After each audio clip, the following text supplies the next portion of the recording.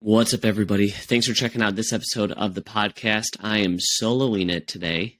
It is my gym's birthday, and so I'm going to spend this episode telling you how we got here so far and the journey so far. So I hope you enjoy it, and I hope you find it enlightening, and if you get something out of it, let me know. Let's go.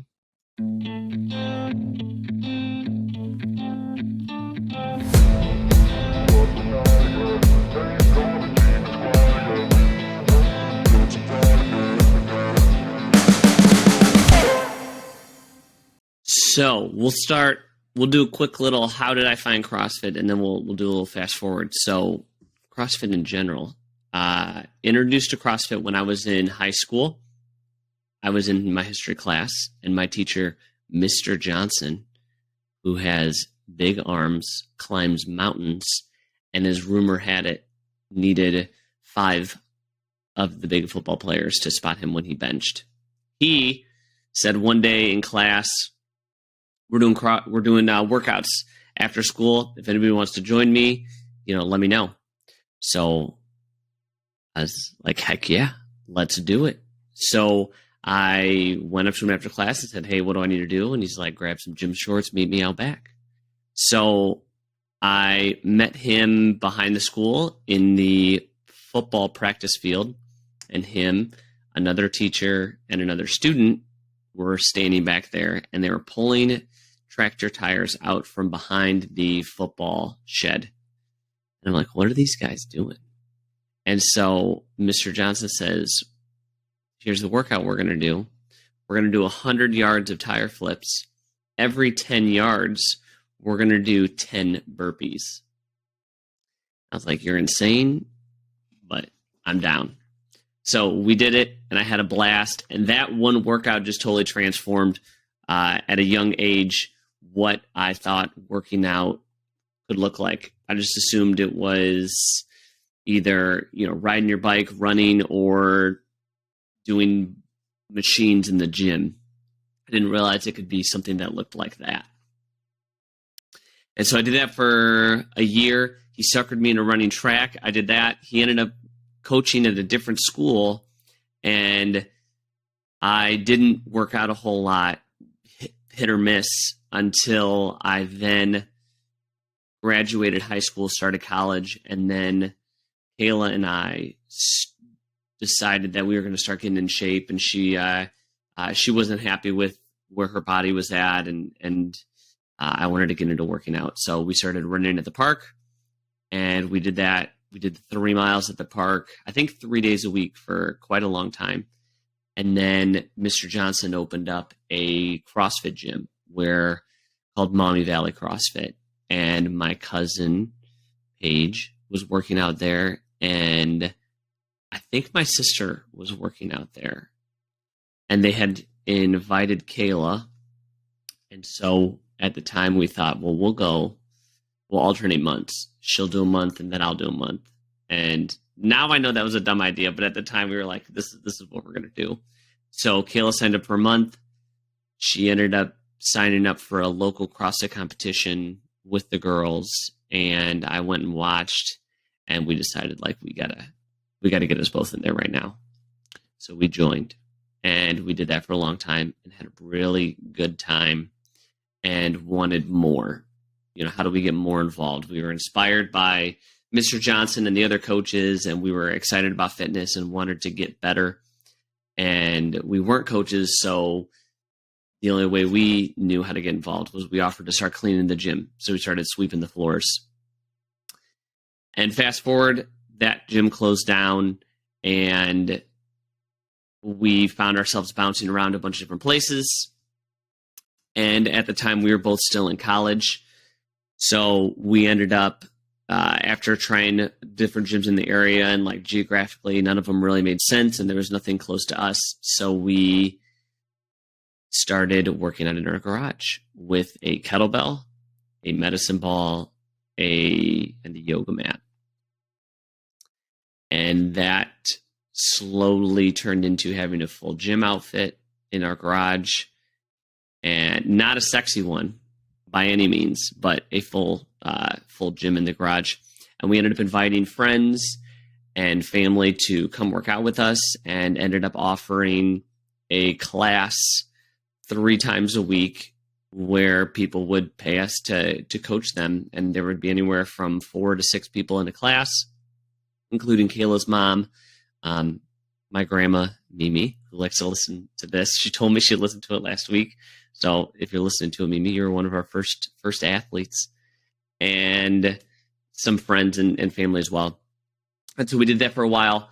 And then during that, we had gotten our CrossFit level 1 certificates and knew that we wanted to coach. And the only way we could coach was to start a program ourselves. So we did that for a while. I started teaching high school math. Kayla was finishing up college. And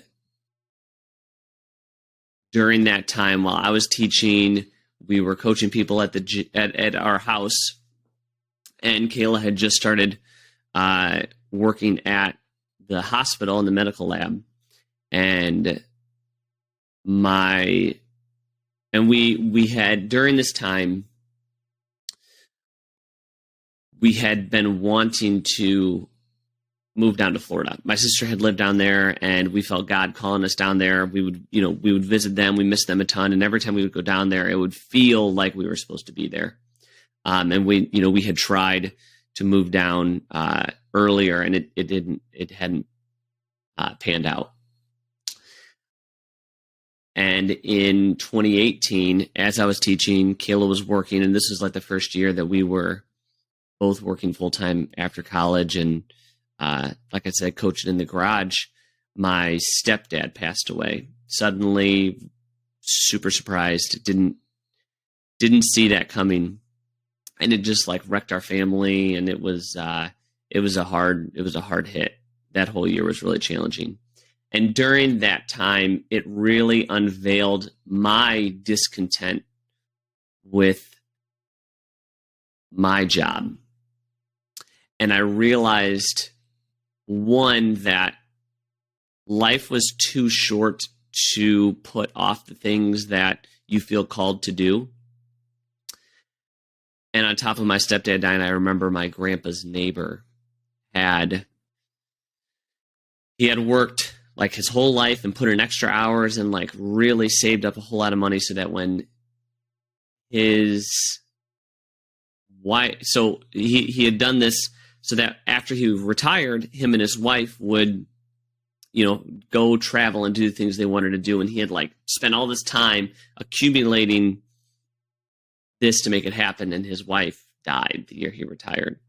And so both these happened back to back, my stepdad and my grandpa's neighbor. And I was like, man, like we need to figure out what's going to make sense for us and make sure that we're living today, because today is here and tomorrow's not guaranteed.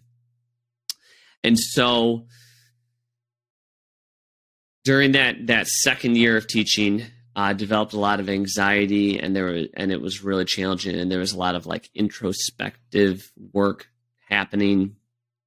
And there was a particular activity. There was a book that I was reading called Design Your Life. And there was a activity in the book where you filled out energy bars. And what you would do is every task for the day, you would write down that task above the energy bar. And then from like empty to full, what is your energy after you do that task? And I realized that everyday teaching would drain my energy bar, but coaching and doing CrossFit totally filled it up, completely filled it up. And as getting more tuned into myself and what God was calling me to do, Kayla and I decided that I wouldn't teach anymore. And around that same time, my friend Ben, who owns the Standard CrossFit in Toledo, was opening up his gym. And so we had this plan that I would leave my teaching career and make a stab at becoming a full-time CrossFit coach. And at the time, having no idea what that really meant, just that God was calling me to leave this career and pursue that. And so that was 2018, and that did not pan out the way we had thought. So there was 2 years of coaching very limited amounts per week. I think I was coaching 2 or 3 classes a week, which was the amount of help that, Ben needed, and trying to figure out how do I, what does it mean to be a full CrossFit coach? How do I generate enough income? And so looked into things like personal training and nutrition coaching, and a lot of learning, and just was getting very little traction. There were some things that were working out, but just nothing consistently. And so in order to supplement my income, I did a lot of like weird jobs. I did a substitute teaching for a while. I did some contractor work with a friend of mine who was like a handyman, and I'm super grateful that he helped me out with that. I bartended at a movie theater. That was weird. And I worked at a refinery, an oil refinery, for 6 months. And during these 2 years were really challenging, like emotionally and financially. And I knew that God wanted me to leave teaching, but I didn't feel that the result was happening. I felt in limbo. And that was really, really frustrating. And we, if we fast forward from there, around 2020, I was at the refinery, and COVID had just it was just becoming a thing. It was like super early. It was like January, February, might have been March even, but early 2020. And it was really starting to ramp up, and we weren't sure. I knew I was working as a temp for a remodel, and we weren't sure if we were going to stick around. So they ended up, a couple of months later, I ended up getting cut. And Kayla got, around that same time, we had always been looking for things down in Florida, jobs for her, jobs for me, and nothing had worked out. Well, she found a position down in Orlando for her job as a lab tech. And so we seized that opportunity, and we had told ourselves and prayed to God that if he could line up 2 of 3 things, that we would make the move. And the 3 things were: Kayla needed a job, we needed to sell the house, and I needed a job.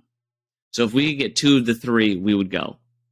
And we ended up getting 3 of the 3. And during that time, we were able to sell the house, and I found a gym down in Daytona Beach that was hiring for a CrossFit coach. And they were offering more hours than what I was currently coaching. And so we accepted an offer in the house. We were getting ready to move. We put in our notices, and things were rolling. We were all packed up. We were like a month out from leaving. We had a house down in the Orlando area, in between Daytona and Orlando. We had a house that we were getting ready to close on, and then Kayla's job called and told her that they were canceling her position because of COVID. And we were freaking out. And we weren't sure what we were going to do. We were praying about it, and she ended up getting a different job during that time, and we had to cancel the purchase of the new home and rent instead. And so we still ended up making it down. but that was super stressful. And so instead of taking the proceeds from our home, we held on to them. Then we get down here, and I'm coaching at this gym, and Kayla's working in Orlando, and I'm coaching 40 minutes north. She's working 40 minutes south, and it's a tough adjustment for Dominic for a new school, and it was a tough adjustment for us. And we had been down here for, I think, 6 months. We moved down in July, and I think we could fast forward to December. It doesn't matter. We were down here for about 6 months, and I had realized that I had maxed out my potential at this gym that I was coaching at. I had maxed out the amount of hours that made sense for me based on the driving situation. In order to coach more hours, I would have to drive out there for one class, and that just didn't financially make sense with gas prices and everything. So I'd maxed out my potential, and we, the owners and I had some value differences. They just viewed things a certain way. I viewed things a certain way. I wanted to do certain things, and they wanted to do something different. And that doesn't make it right or wrong. There was a misalignment there that we had realized, as we kept moving forward. And then I was also coaching for another gym 1 day a week, totally on the other side of town. And so we had prayed about it and talked about it and decided, well, since I maxed out my potential, and I felt God telling me that it was time to make a move. And I called the owners of my gym and told them, hey, this is how I'm feeling, and I feel like it's time for me to do my own thing. It's time for me to start my own gym, and I'm not sure what that's going to look like, if we're going to be able to open a space right away. I was prepared to start a gym out of my garage, just like we did before, with a better plan with a plan. And his response was, well, do you want to buy the gym? And that was wild, and felt God immediately speaking to us that this is what he wanted. And so we spent quite a few months going back and forth on what would that look like, and what were the finances, and how do we make it work. And I was very interested because of the relationships that I built with the members in that community. And that was something that I was really torn about, because I knew God was calling me to open up my own gym and start my own gym, but I didn't want to leave those people. I didn't feel like I had given them all that I had to give yet. And so we took that leap of faith and ended up taking over the gym. And that was 2 years ago today, February 27th. And since then, we have totally transformed that gym. It's gotten the emotional investment it deserves, that those members deserve. Our members deserve. We have transformed the facility. We got so much new equipment. We've remodeled so much of the facility. Our coaching is so much better. There's direction with our coaching. Our member experience is the best in our area. And I can say that confidently because we've had members that come from different gyms in the area. We've had people try out different gyms in the area. We've had people drop in to, multiple gyms in the area, and they tell us we've got something special. And that just speaks to our trust in God to make that happen. And to tie that back into the sale of our home and the potential purchase, is we were able to buy the gym because when we were going to purchase a home that we weren't able to, we held on to those proceeds, and those proceeds are what allowed us to make an investment into that space. And so we now can see the plan that has been unfolding that God has provided us and unveiled for us. And we're super grateful for these past 2 years. And there's times where we'll look at what's going on today and feel impatient or frustrated, and we'll play the comparison game or look at numbers that we don't like or things that we want to improve that haven't improved yet. When we get caught up in what the frustrations of today are without remembering and being thankful for how far we've come. And in 2 years, we've taken a gym that was not doing well at all to a gym that is thriving, has a thriving culture. It's thriving from a business sense.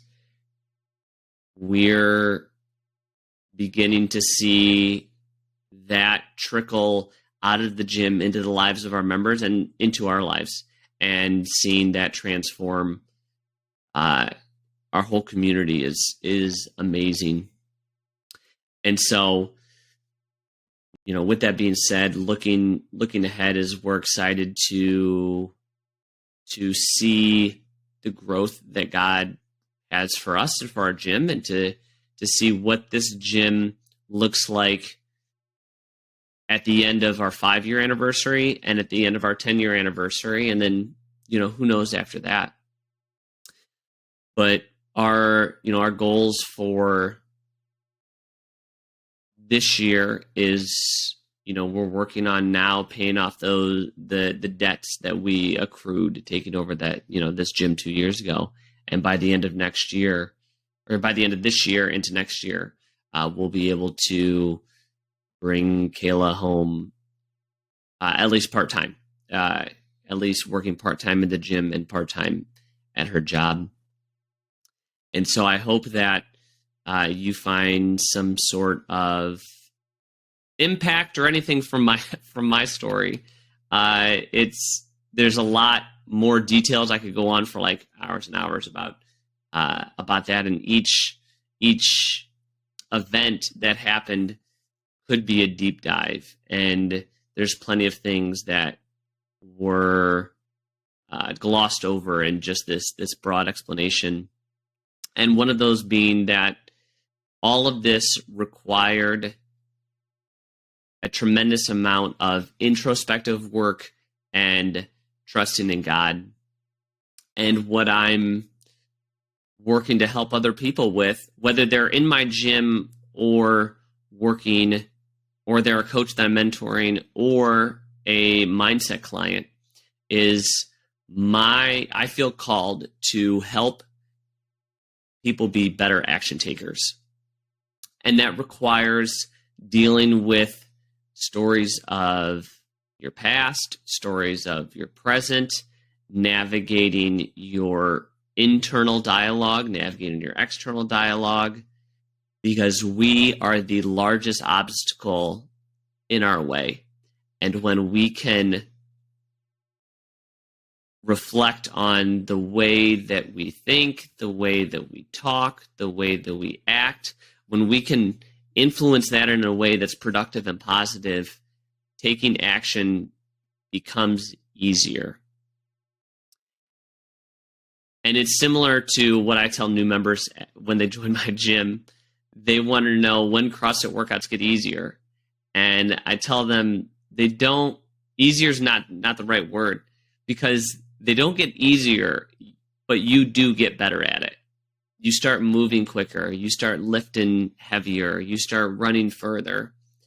And it's the same, for the most part, it's the same amount of difficult.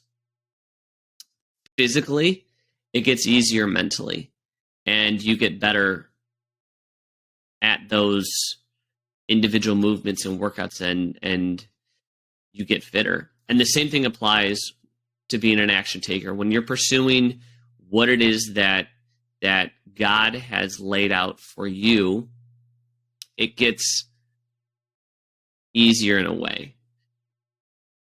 It's still difficult, but you find yourself taking action quicker, taking better action, and being able to have bigger impact. And that's something that we can just continue to work on. And so, with our 2-year anniversary, we're going to continue to lean into God and patience and gratitude, and know that that is what's going to lead us for the next year, and then at the 5-year mark and the 10-year mark. And so I hope that's something that you connected with. I would love to hear your experience, and so please reach out to me, send me a DM, let me know how you got to where you're at, or if this inspires you to take action. Please let me know, because unless you communicate that to me, this just goes into the oblivion, and I have no idea what sort of impact this makes. I just know that God has called me to share this with whoever's listening. So thanks for checking this out. I look forward to some of the guests that we have lined up over the next few weeks. They are all action takers. They are pursuing their passion. And I love when they, just like Jen Green last week, when they share with us how God has had a hand in their growth and their development and pushed them out the door, opened certain doors for them, closed certain doors for them. And that's really what I hope to share with you all, is share examples that this is possible, this is real, you're called to be more, God has called you to be more. And as we lean into that and reflect on ourselves, we can then unveil the path that has been destined for you. So if that's something that you feel like you want to pursue and you need help with, like I said, please reach out to me, please DM me, and we'll do it together. So thanks for listening. Have a great week.